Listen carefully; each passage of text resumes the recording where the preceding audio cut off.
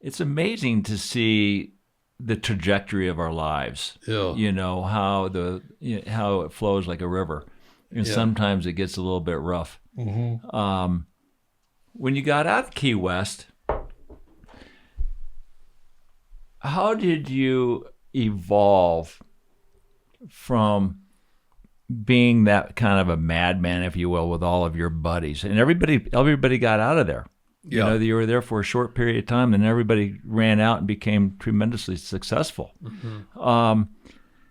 I would ask you, like, that transition, was there like all of a sudden you knew I got to change this. I got to get off this train. I had to get off the rock for sure because I remember. And you ran back to Livingston. Yeah, I remember driving out of town, I think, and I can't remember what road it is, Roosevelt or anyway, one of the ones that kind of leads you out up the Keys. And it was like late in the year, kind of fished till the bitter end. Nobody left in town. It was buggy and hot and awful. And I remember driving out saying to myself, this is really, really a depressing town. And it was a momentary feeling, I guess, but it's a town. I had come to that conclusion. That was your closure. Yeah, yeah. And, you'd seen a lot of people not survive, Right. And I can't remember when the AIDS thing happened. But we also had... It was towards the end of the 60s, I think it was, when everybody started to get a grip that you were dancing with the devil. Yeah. Yeah. And then the AIDS thing came along. Yeah. I remember I went back down to Key West, I don't know, 10 years ago, 15 years ago, and there was an AIDS memorial online. And I thought, I wonder if I knew any of these guys. This was by that time, it had been a long time ago. And I started scrolling through it, and I just ran into all these names of guys I knew, painters and poets and artists, and great guys. Right, sure. They just got unlucky. Yeah, and I used to go to dinner with Tennessee Williams, who was one of the literary ancients, that you felt lucky to know or to be around. And then Jamie Kirkwood, who wrote, I'm trying to remember the guy that wrote great movie about New York hustler life. I'll think of it in a minute. Senior Moment. But so was it especially in the first 5 or 6 or 7 or 8 years when there was an established kind of literary presence there. Of course, Hemingway is gone. Right. But people like Truman Capote had come through and Tennessee Williams had come through. And these were all wonderful writers. Right. I remember we took Capote out dancing to some rock and roll joint. He was the most unbelievable dancer. He's like a black guy concealed in a little tiny white body. And we went back and had breakfast the next day at my house. And I said, Truman, I can't believe what a great dancer you are. And he went, yes, I really make that floor come to life. He's very funny and a great writer, Yeah. So. Did Tennessee Williams ever mentor you in any way, influence you in any way? What kind of conversations were you having with these guys? Well, the first time that I went there, he invited me to come to dinner. He loved 92 in the Shade. And he said, I can't believe you haven't lived here all your life. He said, that's just the most inside Key West book I've ever read. So we talked about that, at length. And then sometimes a couple times I went there to dinner and he was just fried. I remember one time he had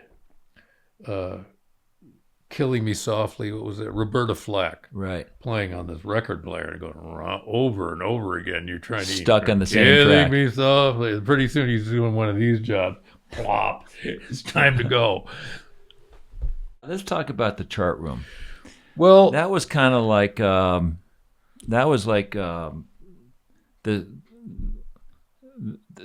bar central for all the great writers. Yeah, it came to be. I mean, when I first lived there, it didn't exist.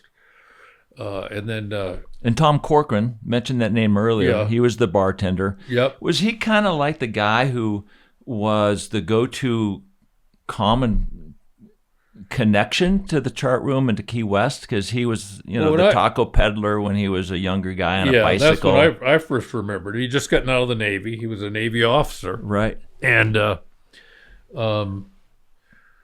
he had a walk through the streets taco deal. I mean, I think he just fell in love with life. It's completely different than the life he'd had. He grew up in the Midwest. He joined the Navy. He was Sure. on a battleship or something. In fact, when we sailed to Cuba, Laurie and I, he was our navigator. We did a night passage in a gale and got knocked down in the middle of the Gulf Stream at 3 o'clock in the morning. How scary is that? Yeah, it was pretty scary. We got to Viradero, and it's a big breaking wave in the mouth of the entrance, and the Cubans and the gunboats are waving us ashore. And we got up on the top of the wave. 2/3 of the boat was airborne, Right. and we just surfed into the inner harbor. But Corcoran was the navigator on that Right. trip. We got knocked down. We were trying to carry a chute too long, and we had the big boarding wave, these big graybeards with the tops blowing off, and the big boarding wave came in, and I was at the helm, and it just took the stern away, and the chute went in the water, and the boat was lying on its side with the spreader out, and there's big black waves going by in trains.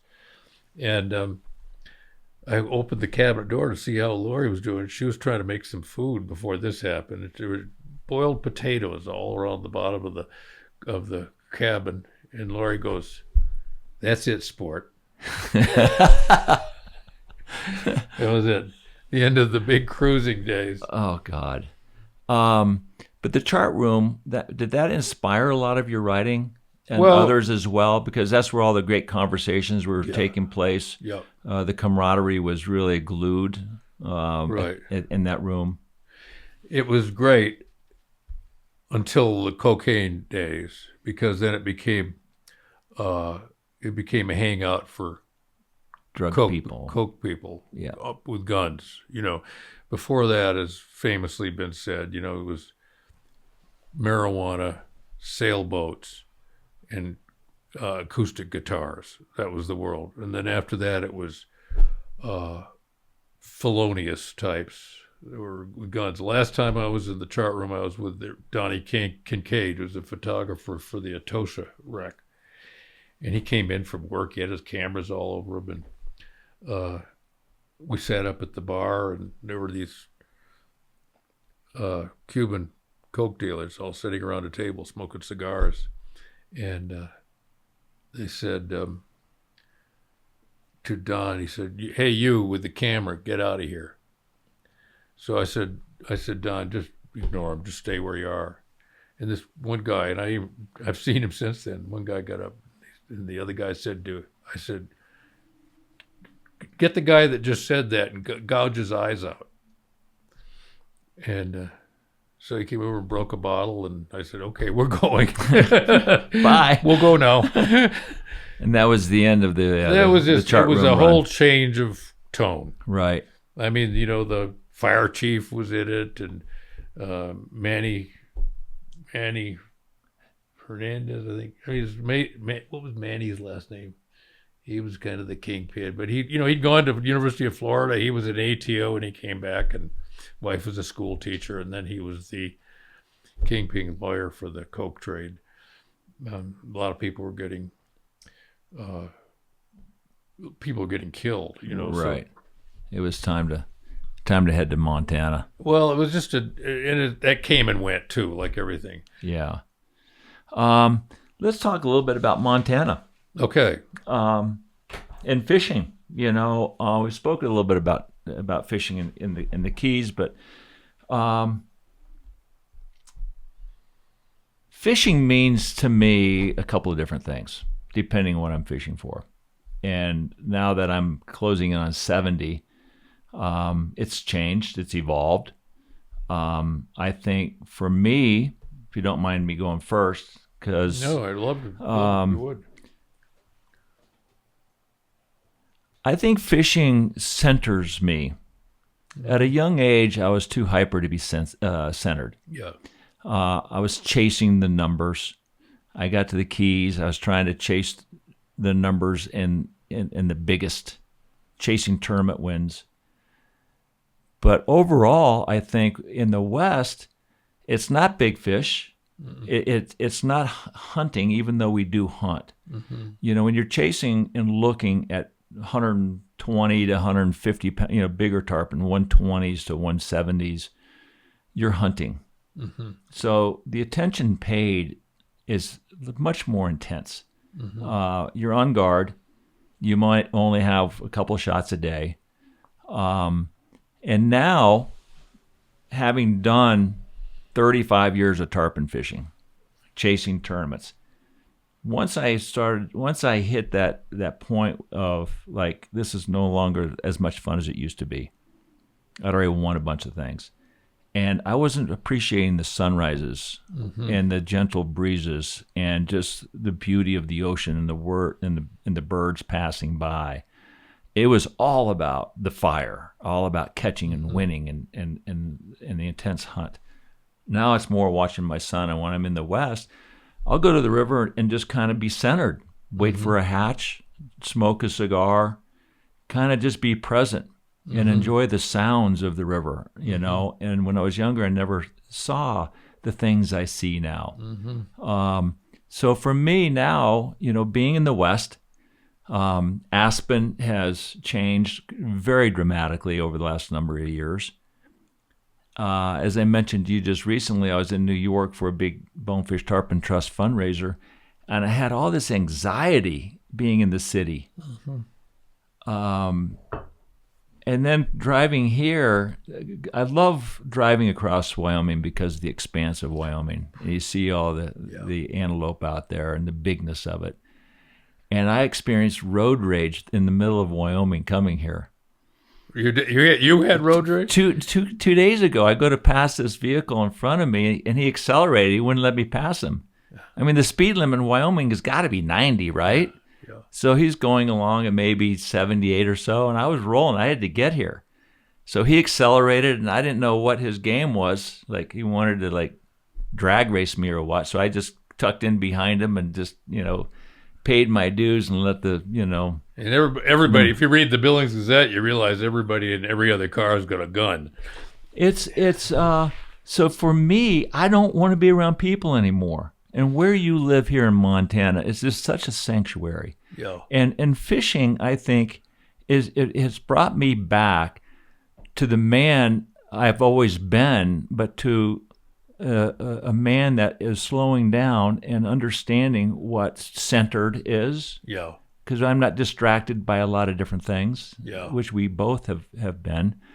And it's not about anything other than just being present. Interesting, I floated the Roaring Fork recently, and I told my buddy, I said, look, I really don't want to catch a fish today. And he looked at me and goes, well, what are you talking about? I said, I just want to watch him bite my bug. Yeah. If I catch a fish, I feel now I'm taking him out of his holding pattern, out of his space. I know. I don't want to hold the fish. I don't want to take a hook out of him. I don't want to bother him. Yeah. And if you're rafting and floating, you catch a fish and his new home is a half a mile downriver. Oh, I didn't think of that one. That even makes it worse. Right? You just relocated his house. Yeah. And so we floated, and we must have had 100 strikes just watching him bite the bug.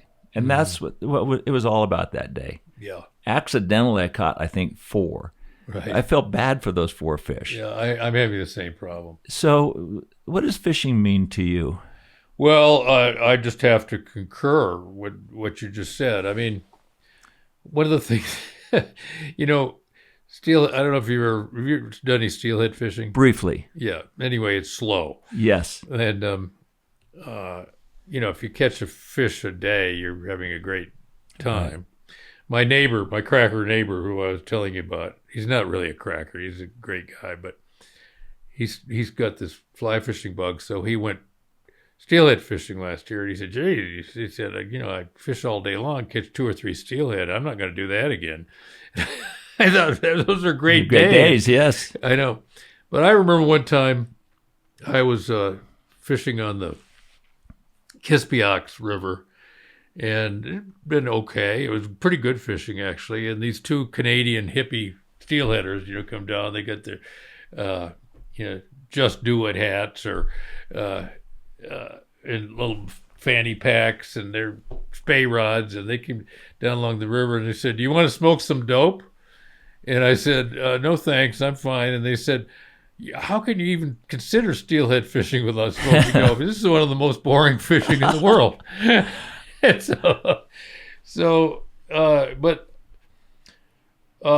how do you steelhead fish? I mean, and deal with the length of time between bites and catching fish. Where does your mind go? Well, it's such a spiritual kind of fishing. And when I first got down to the Keys, a lot of the guys that I was down there with were all like steelheaders. And so they didn't know anything about fishing down there, but they're all great casters. Right. And they were also people who could really wait. I mean, I had Bill Shad and Bob, his name had come to me. They used to go out and sit on that point at Loggerhead from sunup to sundown. And they caught a lot of tarpon. They never went anywhere. They're great casters. If they went by, they're going to probably hook them. Yeah. And so steelheading, first of all, you're in that zone, whatever it is. You're in a big, beautiful river, kind of grizzly habitat. And then there's all this kind of braided stuff in front of you, and you're trying to think about, there are no rises. They don't ever tip you off of where they are. Right. So you're kind of unbraiding that all the time, and it's a kind of a cerebral kind of thing. And then the yank is unforgettable, partly because it's been a long time coming. And then you're in the mid-swing, you've been doing this all day long, all of a sudden, boom, and it just electrifies you. It just absolutely electrifies you. So it's all about the tug. It's all about the tug. But I think also spay casting and the art form of spay casting is really quite compelling. It is. And I was kind of lucky. I was in Tierra del Fuego with Simon Gosworth. I think you know who Simon is. Yeah. And we were there for a week, and then the next week, the people who were coming in were canceled. So Frontier said, "You guys can have the week if you want." And so I got the benefit of a lot of his, when I was first learning to spay cast, a lot of his advice, and when he was the best spay caster in the world. So I really learned how to do it, and it's great when you get older. Yeah, it's easy. It doesn't take any effort at all. And it's metronomic kind of, you have to, it's sea run fish, it's Atlantic salmon or steelhead, and they're all this similar mentality, But I really agree with you about, I just read this book. It had a great passage, which if I could lay hands on it. This guy's from Aspen. Did you ever run into him? James Salter? Yeah. I don't know him. He died about a year ago, but he's the most interesting guy, and he ended up living kind of in a kind of rural way. And he was talking about how when you're older and you can live among animals and wildlife, and you can start to get the picture that you're not the biggest thing in the world because of all the reverbs you're getting from the natural world. And we've got, we've buried so many dogs and horses on this place, I mean, you can't take mortality very seriously if that's the world you've been living in. Right. When you take your favorite old cutting horse upside down off the front end loader, you take him over there and drop him and 20 years of memories from here to Texas and Jackson, Mississippi, and cover him up, Right. Yeah. And I told my ranching partner, I said, one of these days Laurie's going to say I didn't wake up. You mind coming over with the backhoe? He said, no problem. It's just the way people think around here. It's just another disposal problem. But James Salter, you should find. Try this book of his called Casada. And James Salter was a fighter pilot, and he went to West Point, and he went to the Korean War, and he belonged to an elite unit of fighter pilots called MiG hunters.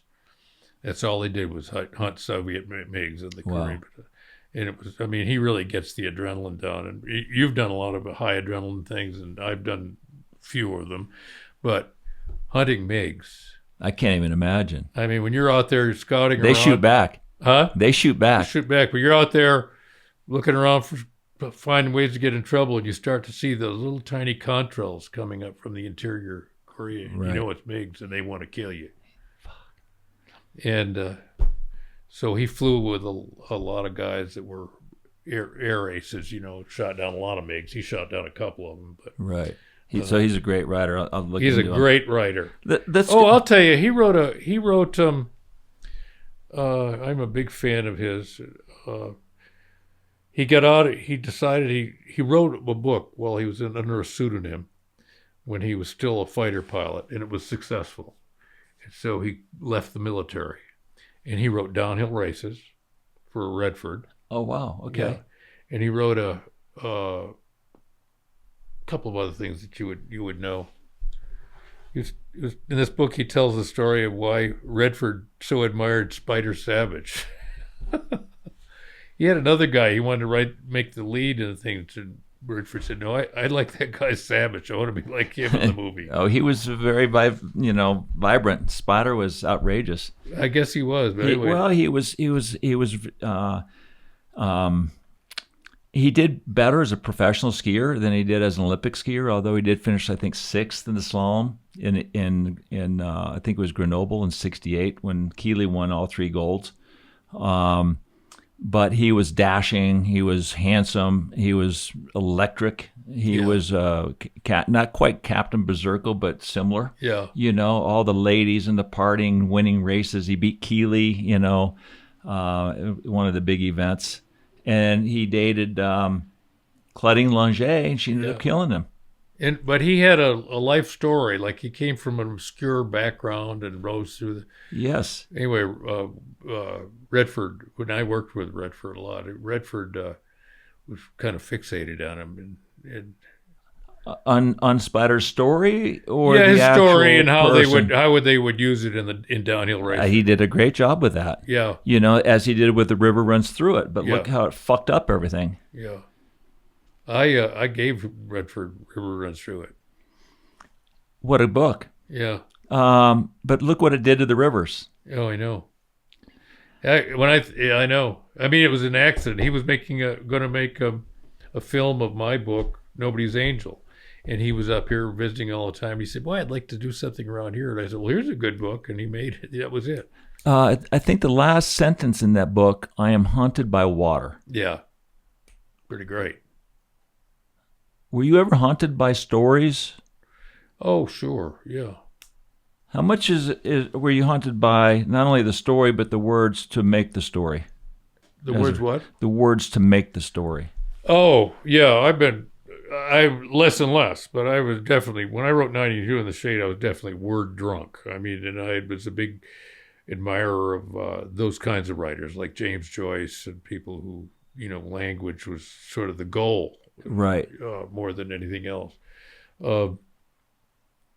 I've just become a clearer, more simpler writer as I've gone through this long career. Right.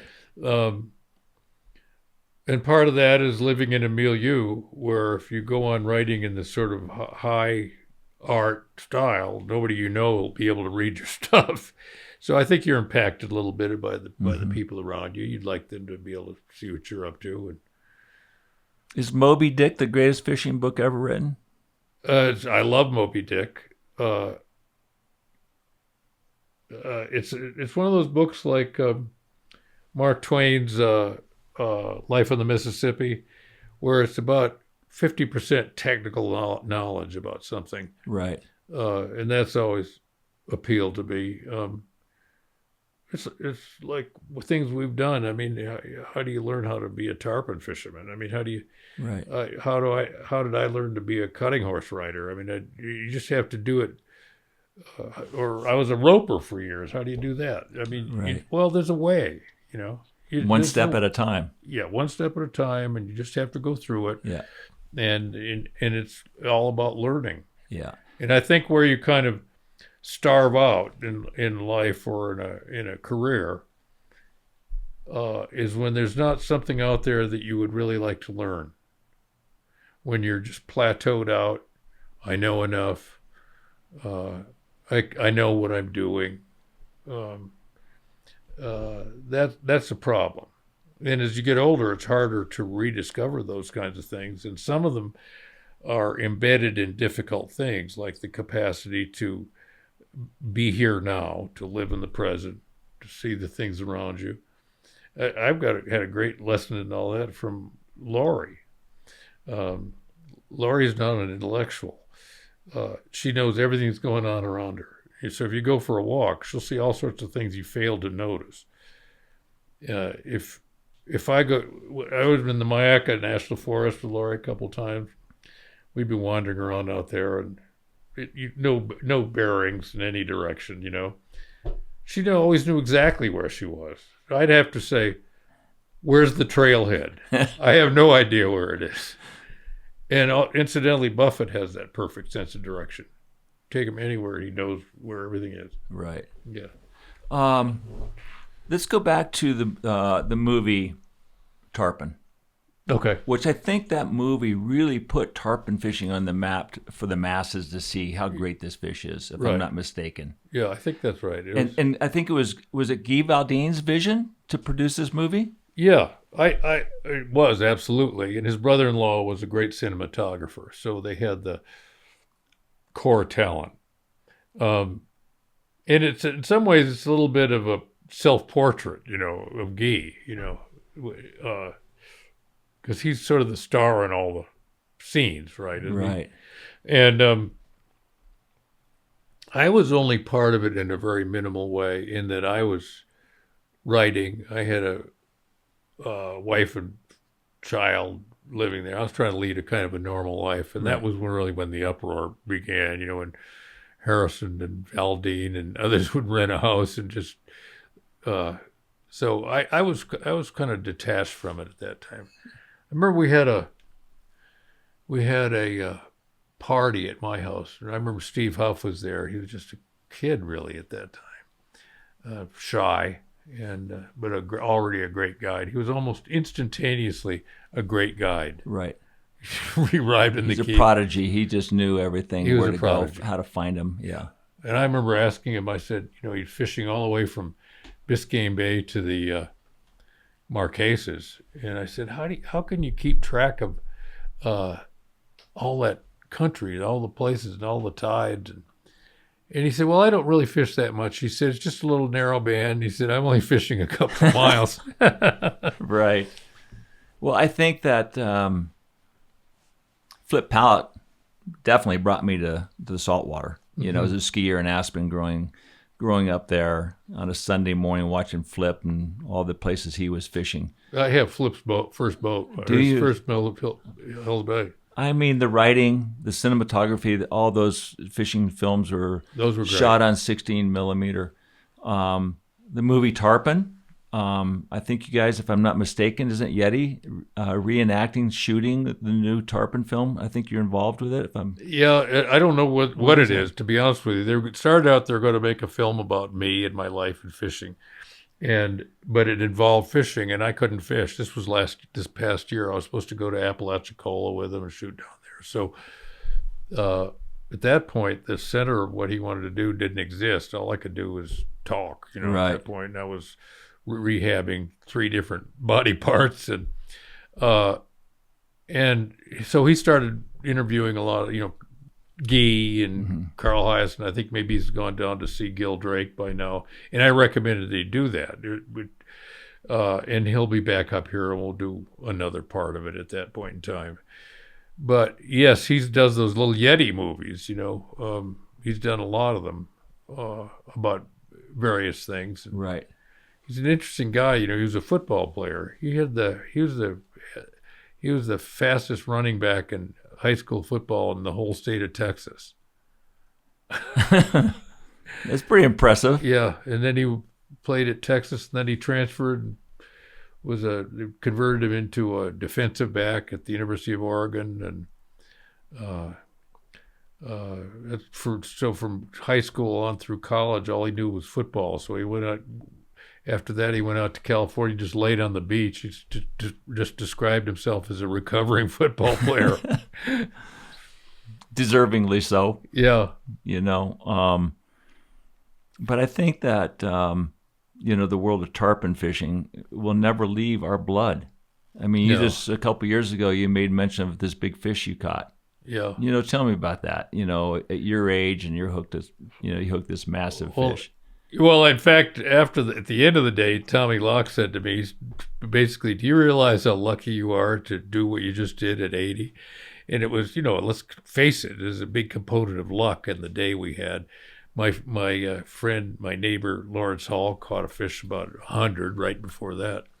But to me, I'm glad it happened and stuff. I don't see it as a summit in my life. What I do remember vividly about this is that we almost didn't fish because it was so windy and shitty. So we ran all the way down Key West, from Boca Grande all the way down to Pine Island Sound, and then worked our way around the far side of Charlotte Harbor, and then we're up by the mouth of the Mayaca, and then it was kind of tolerable, but it was these swells coming in from the Gulf like this.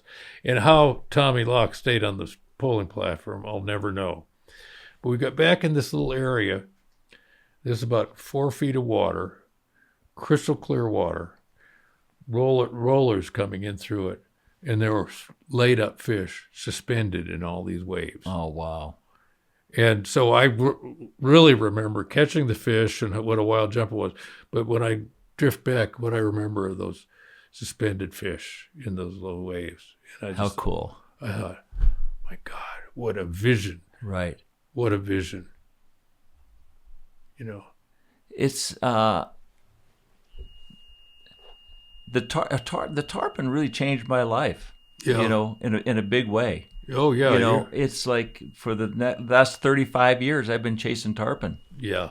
What is it about that fish that you the gravitate? Eat. It's the eat. The eat is everything. It is the eat. Yeah. There's nothing like it. Yeah. I was down at the docks in Boca Grande, and Tommy was there with his client, a young guy, and the client was really upset. It was January, and Tommy could find fish anywhere down there at any time of the year. Right. In fact, my friend Skip Herman had a huge year before last in the month of December, dead of month of December, fish everywhere. But this guy said, Tommy found me, got a great shot, and he said, I just took it out of the fish's mouth. And I said, I've done tarpon fished off and on for half a century. I said, I do it every year. I said, I take one out. I said, it's just because we love it so much. It's buck fever. The only way I've gotten myself to stop doing it is I make the fish take it away from me instead of me doing anything. Right. I strip until it gets tight. Until I get tight. And that way, if I say, just fucking go to sleep, I've got to get through this moment. How many times over the years would you look at your right hand and yell at it? Yeah. Like, stop ripping that out of his face. I know. I did it for like 10 years. Or when the guide says to you, I think that was a trout strike. This is tarpon fishing. Yeah, right. Yeah. Don't ever do that again. Don't ever do it again. If you don't mind, we've been talking here for quite some time. How did cutting horses come into play? Well, and you're in, their Hall of Fame. Yeah, I did. What does that take to get into their Hall of Fame? Well, winning big events, winning, and of course I was known for writing about it, so as part of the culture of the thing. It happened like this. I mean, when I had my little ranch, we started roping on my place, and so we bought a bunch of little Corriente steers, and we'd rope every night. And to be competitive, we had to practice all the time. Right. And my roping partners were all local guys, and I had a mare that was quite a good little rope horse. But somebody said she used to be a cutting horse, and we bred her one year. She lost her colt, and I took her to a cutting clinic someplace where one of the world champions came up to Montana. And I went and drove out a cow. I didn't know what I was doing, and I dropped my hand, and she went just like that guy, and with it, and Put the brakes on. huh? When you went like that, put the brakes on. And she run just get down in front of one, and everybody has the same story. You do it once, and you say, "That's it. This is what I'm going to do." It's the most addictive thing you can do in sport. And it has to do with the fact that you have this emotional relationship to a horse. They can sense you if you're anxious, you're doing things wrong, you get your weight wrong in your stirrups, you're not pushing off in the stops, you're not watching the cattle. And then there's a kind of an intellectual component in that you get a herd of 30 cows out there, and you have to remember which ones have been cut and which ones are good, and when they settle the cattle, which ones look wild or stupid, and so you got all these numbers running in your head, so anyway, I just wanted to do it. I had the same experience everybody else had. It's just addictive. It's completely addictive, and I always tell people riding cutting horses is like basketball. Anybody who can ride a horse can do it at first, just like anybody can shoot a basket at first. But from there to mastery is a very long way, and you'll never quite get there. How great were you compared to all the others in the real world of being a cutter? Well, I was a regional cutter, so as a national cutter, I would go to the area work-offs in Mississippi and different places. But I won the Montana championship over and over again. Wow. And I would win big cuttings in California and Texas. Oh, how cool. But there's a whole class of, really, we had an advantage. Those of us live up here, and it was true of roping too, is that it's the wrong climate to do it, because the fanatics are at it day and night, 365 days a year. Warmer climates. Yeah, warmer places. So would you ride in like arenas, covered arenas in the winter to stay? We would, in tune? but it's a built-in environmental limitation on it. Right. I remember when I was roping a lot, I went down to a big roping in California, and Leo Camarillo was the world champion steer roper at that time, and he was a heeler. And so when we roped, if we heeled, you throw a trap, the cow's going like this, you throw a trap in front of the cow, and they trip into it, and you pull up your slack. Okay. And you get them, okay? And but Leo Camarillo didn't rope like that. He just watched those feet, and when they're going a million miles an hour, he roped them out of the air. And so he would anticipate when they were airborne, and he would grab them. But it's just like that's even harder. Yeah, it's not only harder, but it's a split second. Right. And you're throwing 30 feet of nylon out there to catch a little target that's in midair. It's going to go away. It's moving. So I remember I got out to that roping, and I saw those really good California ropers, and I thought, we're in delusional land here. But I see your eyes come, ablaze with joy when I mention cutting horses and your life in cutting. Yeah. Tell me, I think it's your King is your horse's name, correct? What? Is your horse's name King? The one I have, yeah, he's about 26 years old or something now. He's walking around. He just has the run of the place. He's out in the yard. You'll see him walking around. Tell me about your relationship with him. Well, I had two horses that I had exceptional personal relationships with.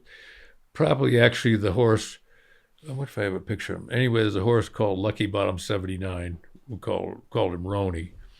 And he was a freak. He was, I went down, he'd done very well at the National Futurity.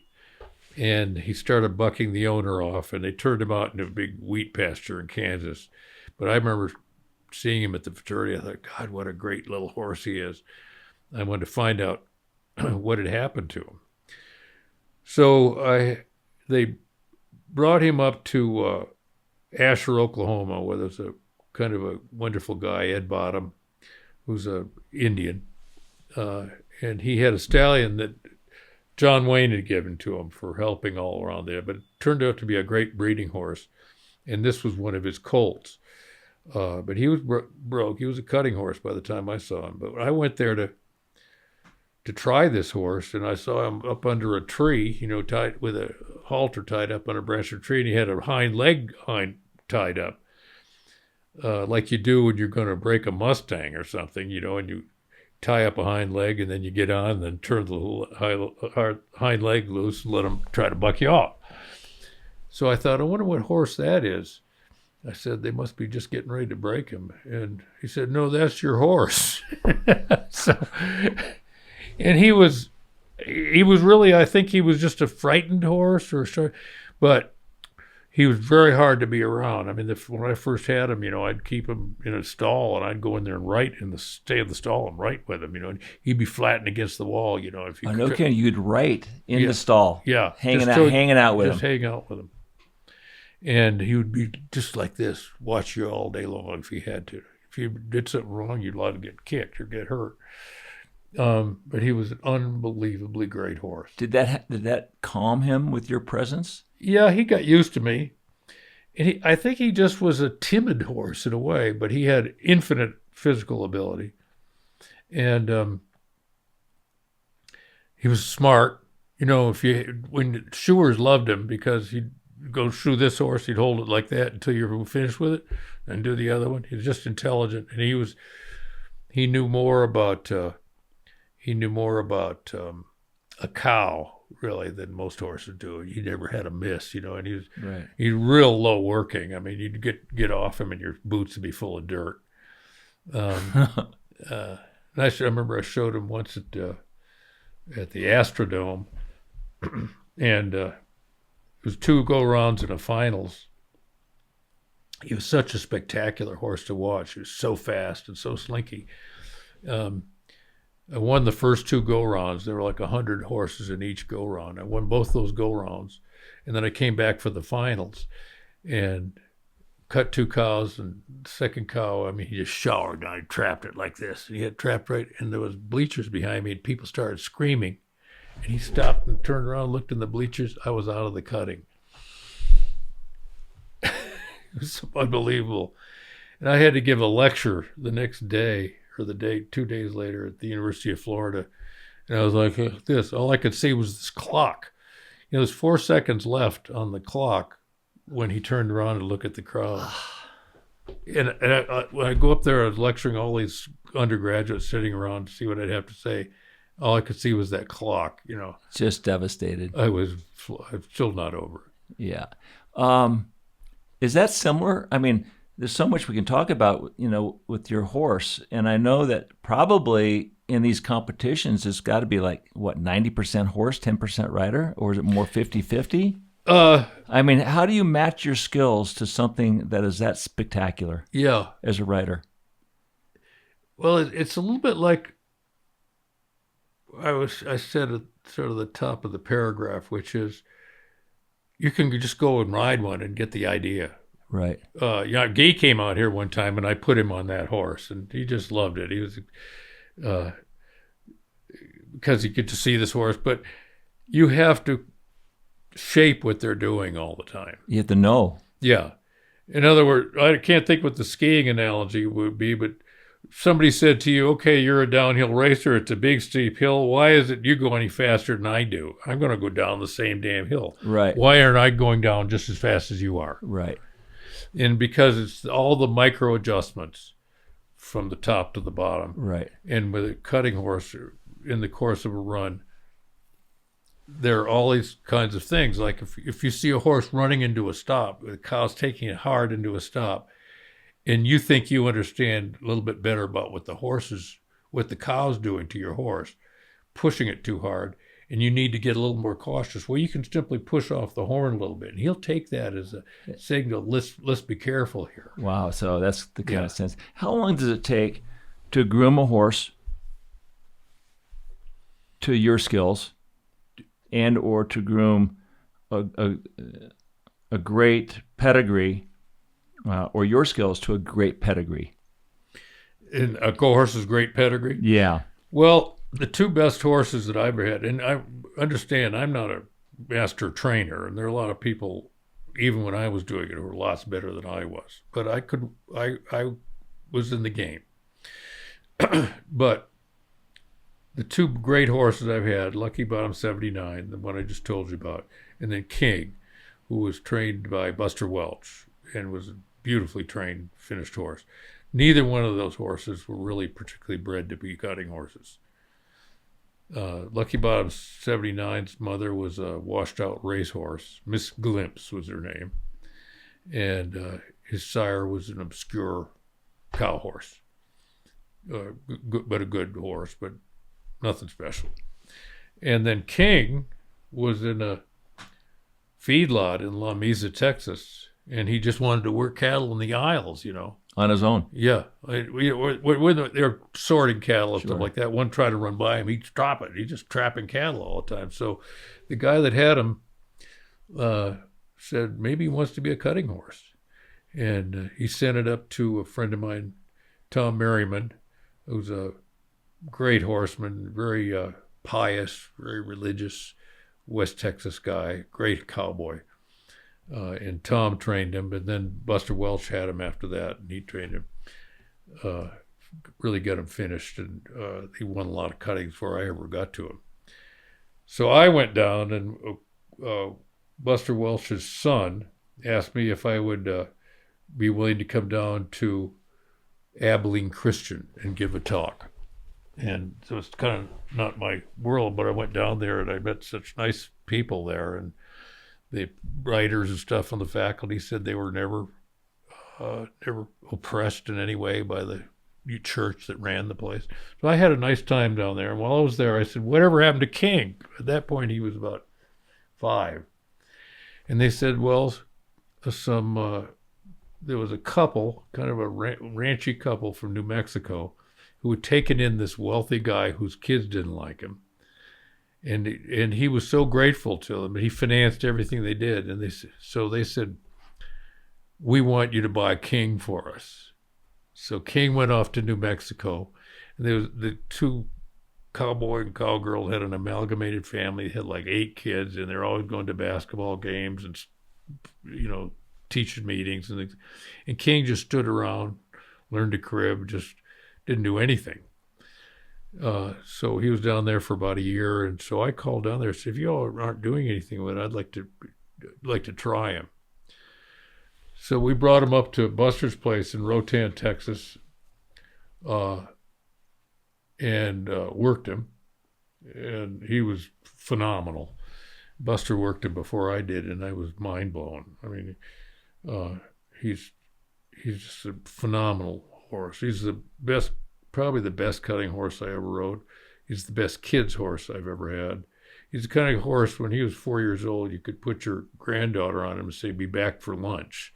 Wow. And the best horse to go rope at a branding I've ever been around. Except you rope something, you better be sitting down because he's going to the fire. And he's just a great horse. He's just a lovable horse. What's it like to ride a horse like that? Oh, it's just like sitting on a lot of power. It's going to be so exciting. Yeah, it is. I mean, I think there is a little bit of an analogy here with tarpon fishing, which you do everything right and you hook a big fish, and then you have this moment of awe. Right. Awe, which is you can't believe the power. And you're going to have to negotiate because you're not going to overpower a tarpon, right? A big tarpon, right? You got to learn how to ride that horse, if you will. Similar to probably a great bird dog, but you're not riding the bird dog. It is just like riding your own bird dog or a border collie or something. Yeah. You've never been a big game hunter. You're a bird shooter. Yeah, and I did hunt. I did hunt. By the way, I saw in the Billings Gazette this morning, some guy, a bow hunter, killed it. Did you see that? Yeah, monster, beautiful elk, and somebody fucking stole it. Right out of his... What are people thinking? I don't know. A lot of bad folks out there. It's so sad. A lot of W's. Tell me about your relationship. Do you have bird dogs? Yeah, I do. I lost the dog of a lifetime. I've had bird pointers since I was 10 years old. And I had a phenomenal dog. She died last winter mysteriously. She just went downhill suddenly. She wasn't that old, and her lungs were totally wiped out. And I'll have a hard time getting back into the game after that. The Jinx is a really good dog. Right. That dog was phenomenal. She was just a little black and white pointer. She had so much prey drive. She just always had you at birds, But there's a thing in Florida. I don't know if you have them down in your part of Florida called buffalo toads. No, I don't know anything about it. Yeah, they're invader species. This incredibly poisonous toad. Oh, okay. I know what you're talking about. Yeah. Yes. I mean, they're so poisonous. Their tadpoles are poisonous. Deadly. Wow. And she may have gotten into one of those. People who were staying in our house this summer said they'd seen them on the place. But they kill dogs. I mean, a dog licks them in there. That's terrible. Yeah. Is there anything you'd like to add? And we've covered a big spectrum here. Yeah, well, we could go on and on. I think you sense I've enjoyed this so much. I'd like to reverse this and interview you sometime. Well, it would be awesome. I mean, storytelling is wonderful. I mean, we've had such big moments in our lives that you don't dream of doing these things as a young kid. These are experiences that you can't buy and you can't win. Yeah. It's just life. Yeah. And you've had such a big, prolific life, and it's just such an honor to know you and to have your story be told with us. Well, it's great. I mean, you've had a great life. I mean, you've gone from being an iconic skier to being an iconic saltwater fisherman. I mean, they don't have tarpon in the snow. I suppose somebody was like you. But I mean, you had to go figure it out. Yeah. And then train yourself to meet the needs of being a successful tarpon fisherman. And it's this fetish I have these days, which is you have to keep finding something that you want to learn. And at this point in time, I kind of pride myself in being able to learn how to do nothing. When you're in your 80s, you have to think, how do you really wind this game up? And I would like to feel that I was pretty embedded in the natural world, either as an observer or a participant. In my life, I've had to have a game to play to do that. I've had to fish, or I've had to train bird dogs, or I've had to ride cutting horses or something like that but now it's getting simpler and simpler. I mean, I test myself and see if I could just sit someplace quietly and take it all in. Is it hard? Yeah, it's somewhat against my nature, but it's like learning one of these Buddhistic skills, which I'm not a Buddhist, but I mean, it takes some discipline to just shut the fuck up. And it's like the Bible says, what are the two rules? I'm not religious, by the way, but the two rules are watch and listen. Those are the two rules. And, even in the most driven competitive fishing, you have those moments in the day where everything stops and you look around where you are. You see one of those incredible Florida afternoons with the towering thunderheads and the unbelievable light. See bait. Yeah. I think that's what I'm evolving to. As I mentioned, fishing to me means being centered. Mm-hmm. The tarpon fishing now is becoming more of one of enjoyment through watching my son have success with it on the bow, and being with him and watching his joy, being more of a witness to greatness than trying to be that person, trying to achieve all those great things. And in fly fishing here in the West, it's about, just like you said, being present, watching and listening. And absorbing and being okay with silence. Well, in terms of saltwater fishing, one of the things that I can sort of lean on is when I was living and fishing in the Keys, it was not a happening place. The lower Keys was not happening. Everything was up around Islamorada. And so you either just went out and did it. There were no contests. The only contest was the Miami Metropolitan thing. We try to get a fish in there once in a while. But otherwise, you were there trying to convert your tide book from Miami Harbor, to wherever you were, and then figure the offsets from the front to the back and all those things. But the competition was never part of it. Nobody did it. In fact, most of the people that I knew in those days were opposed to it. Even Lefty Craig was opposed to fishing contests of any kind. Right. So you had to float around in this sort of zero gravity world of, what am I getting out of this? Am I getting any better? There's nobody to tell me. It's just me against myself. So when I'm back down there now, I try to think like that again. Right. And one of the things that in the last few years has changed for me is the snook have gotten so smart. I love to snook fish. They've gotten so smart, you practically can't catch them out of a boat. I mean, they just feel that the hydrological pressure from the boat. For sure. Yeah, and you're not going to catch one with a cast under 80 feet. But they get dumb if you'll wade. That's amazing, too, how successful permit fishermen are wading. Yeah. You know that crazy guy down there that fishes out in the contents? Do you know about that guy? He's in a kayak? Yeah, the kayak guy. Yeah, I've met him before, yeah. What an eccentric guy, right? Yeah. I have smart, though. My friend who had the psychological clinic in Key West, he retired, and he's a woodworker. And that guy, I think, has done some jail time. And so this friend of mine would let him come in and work in the workshop with me. He's got a nice workshop. And the permit guy, we can't remember his name right now, would come in, and he's a master carpenter. Did you know that? No. He's an absolute summit cabinet maker. And so he'd come in and he'd work with my old friend.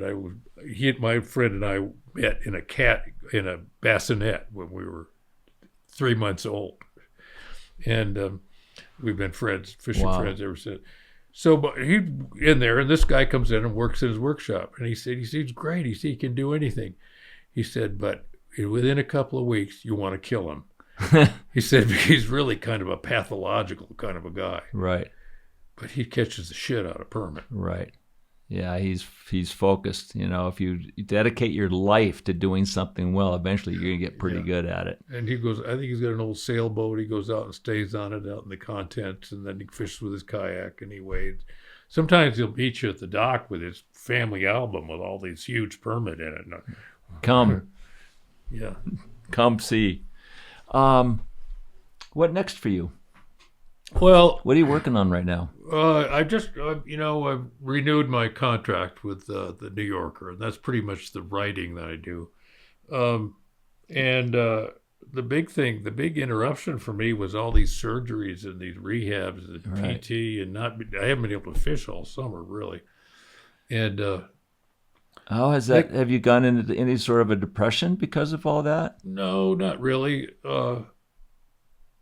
Last year, I've always traveled around, fished different places in Montana. Last year I couldn't do it. I think I just had my one shoulder done. I can't remember. Maybe something else. I've had the knee done twice. I broke my leg. I had rehab for that. But I couldn't go very far, so I just fished around here, and I fished on the Boulder. Didn't go anywhere all summer long. Right. And because I wasn't going anywhere, I was really discovering things around here. The Boulder, these long stretches that I didn't think were particularly fishy. I found out there were these little divots in the stream bottom, and there were fish in those divots. And I thought, boy, when your boundaries get compressed, there's an advantage in it sometimes. You can't say, hey, well, I'd like to catch a permit. I'm going to go to the Seychelles. Right. We'll overnight in Paris. We'll just go down there and we'll get a permit. Right. Your world gets smaller. Yeah. But it gets better, actually. Yeah. Because you learn more about it. Oh, absolutely. Yeah. And so I just, you say, what's next? I want to go fishing. That's what I want to do. Yeah, you want to be healthy again. Yeah, and I'm pretty much there now. But, you're kind of getting older. But well, thank you so much. Oh, you are spectacular in every way. So are you. I've enjoyed this. We've got a lot to say to each other. We'll have to keep the worm in the water over time. No, absolutely. When I saw it's West Side Story, when I saw it's just a